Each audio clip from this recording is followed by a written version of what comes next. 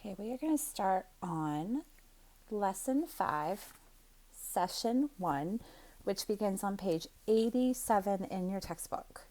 So page 87 is Lesson 5, Session 1.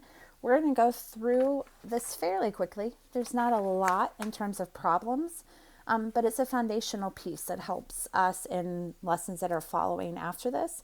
And then also, it would have been nice to have some of this background for lesson 4. So you might know a lot of this. This might go fast for some of you. Others, just take your time. Remember, you can always pause or rewatch if something's confusing. So again, we're on page 87, which is lesson 5, session 1. Explore expressions with exponents. Previously, you learned about using exponents to write powers of 10, and that's a 5th grade standard. So in 5th grade, you worked with powers of 10. In this lesson, you will learn about using exponents in both numerical and algebraic expressions. So remember, numerical, it's like 2 plus 2, 5 plus 5, 5 plus 7. Okay, algebraic would be like a plus 5. Okay, we're having that variable piece in there. Use what you know to try to solve the problem below. David builds a house for his cat using cubes with edges that are 1 foot long. He builds the house by making 4 layers of each cubes. Each layer is made up of 4 rows and 4 columns of cubes. How many cubes does David use for the house? It's a lot of information in this problem, so let's break it down to what we actually can see and what we know. So David builds a house for his cat using cubes with edges that are 1 foot long. So we're talking about a cube, which is a 3-dimensional shape. Okay, each of these cube pieces are 1 foot.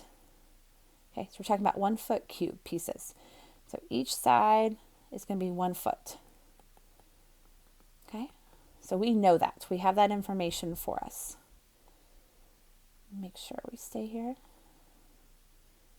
Okay, so we're talking about the 1 foot around. He builds the house by making 4 layers of cubes. So we're talking about stacking these 4 high. So if you look up here in the corner, and I have to point out, this little kitty cat looks a lot like my personal cat at home. This cat's in the 2nd layer. So if we're talking about 4 layers, he's going to make this 4 high. So here's 2 high. He would go up another 4. Okay, so we have 4 layers of 4. Each layer is made up of 4 rows and 4 columns. So let's start with the bottom. So the bottom is going to be 4 across, 4 by 4.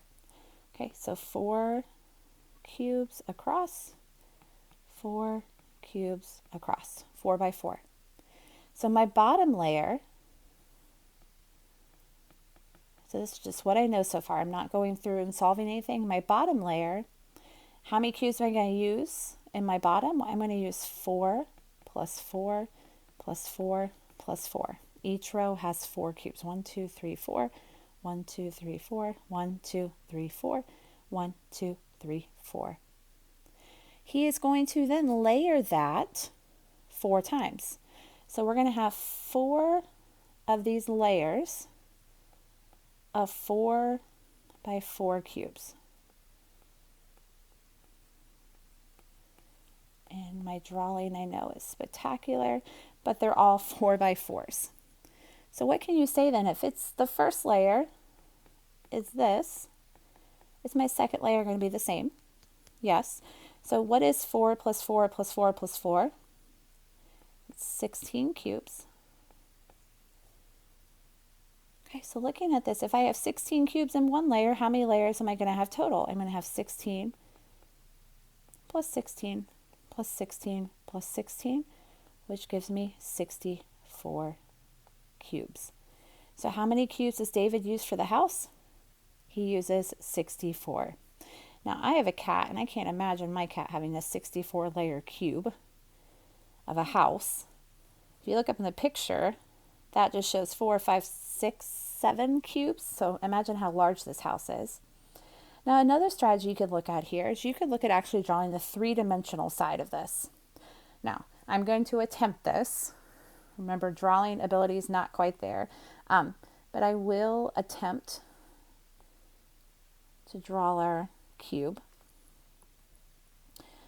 Okay, so if we're talking about our 3-dimensional cube, Okay, so I'm just trying to make our front and our back similar. I want to do different colors so you could see. I'm then going to, let's connect our lines. So here to here to here, and remember that line goes to the back. Okay, to make our three-dimensional sides. Now, if we want to use this three-dimensional cube, how many are still going to be in the front? They're still going to be 4 feet across, right? 4 cubes. We're still going to go 4 cubes back. How tall are we going to go? We're also going to go 4 cubes tall. So we have a 4 by 4 by 4. So when we look at volume, we do length times width times height to figure out how many cubes would fill this tower they're trying to make. So looking here, we can also look at this as 4 times 4 times 4. And this is kind of jumping ahead, but we're going to talk about this more on the next pages. But think of this, how many 4s do I have here? I have 1, 2, 3. That's the same thing as writing it as 4 to the power of 3, or 4 cubed. And that still gives me 64.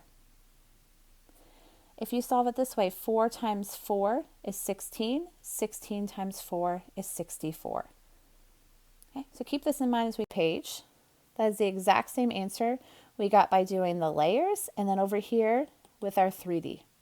On to the next pages and kind of organize our thinking. So on the look back part, how many cubes is... So for the first question, one more time, look back. How many cubes does David use for his house? How can you find the number of cubes? Well, we already solved this part. So we know that David uses 64 cubes. Okay. How do we find that? Well, I think the simplest way, the simplified and efficient way is we find the base. So we found the base and then multiply by the amount of layers.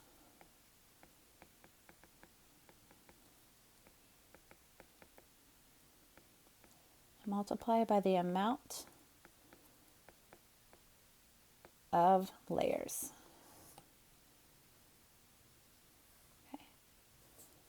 So check to make sure you have that written down. And what that means is if we found the 16 was the base, was a 4 by 4, we took that base and we multiplied it by the amount of layers. Okay. So question 2, look ahead. One way to solve the try it problem is to use repeated addition.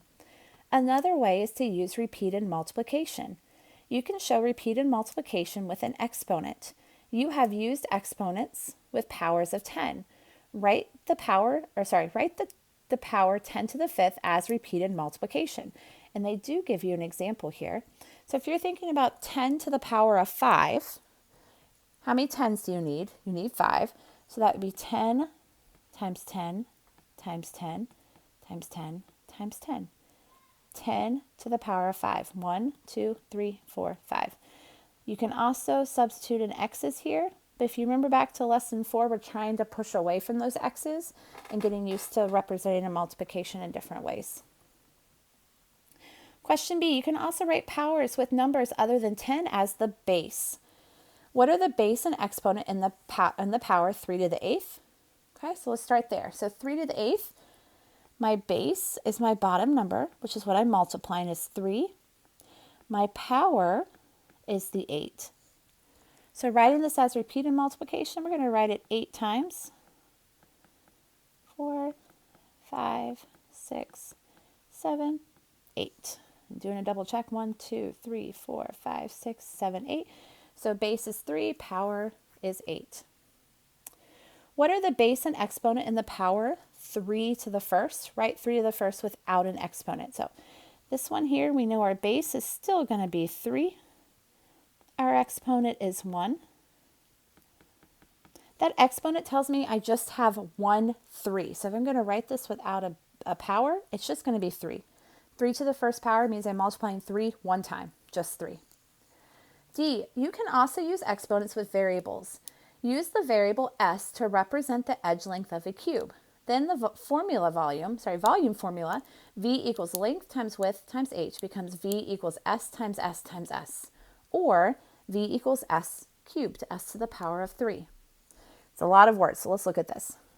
If you remember, volume is length times width times height. So instead of writing our formula for volume as volume equals LWH, volume equals length times width times height, we're going to look here and we're going to say a cube has the same sides. All the lengths of a cube are the same, just like a square. All the sides of a square are the same.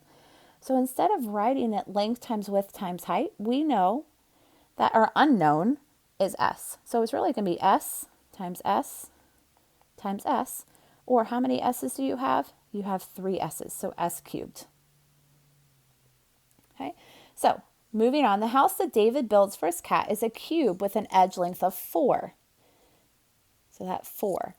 Show how to use the volume formula V equals S cubed to find the volume of the house. Well, we now know that S is 4. We can substitute in, so I'm going to start by writing my formula. We are told that our side length, or our S, is 4. So volume equals 4 to the power of 3. 4 to the power of 3 is really 4 times 4 times 4. 4 times 4 is 16. 16 times 4 is 64. And our unit of measure is feet, so it's 64 feet cubed. And if you, same idea. Reflect, how are the expressions 2 to the 7th and 2 times 7 alike? How are they different? Okay, well, the big thing here is obviously they're both using the numbers 2 and 7. Okay, they use the numbers 2 and 7.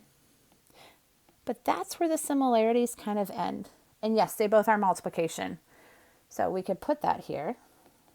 They both are multiplication problems. Okay? But that's where it ends. That's where the similarities end. So 2 to the 7th is really 2 times 2 times 2, 7 times 3, 4, 5, 6, 7. Double check. 1, 2, 3, 4, 5, 6, 7. Okay. 2 times 7 is just 2 times 7. It's the same thing. It's 14. 2 to the 7th power, if we look here, it's 2 times 2, which is 4. 4 times 2, which is 8. 8 times 2 is 16. 16 times 2 is 32. 64, 128. Okay, 128 and 14 are not the same answer by any means. So make sure you understand that when the base is 2, the power is 7.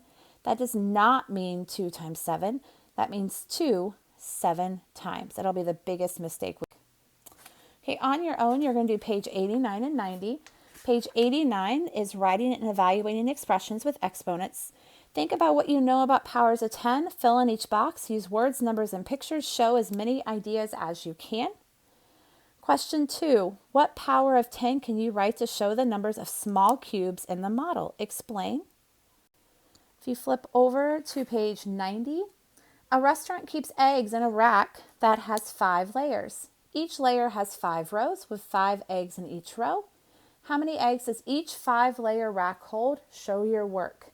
Give you a hint. That problem looks a lot like the one we started this video with. And B, check your answer to problem 3A. Show your work. So not only are you going to solve, but you're also going to show your work.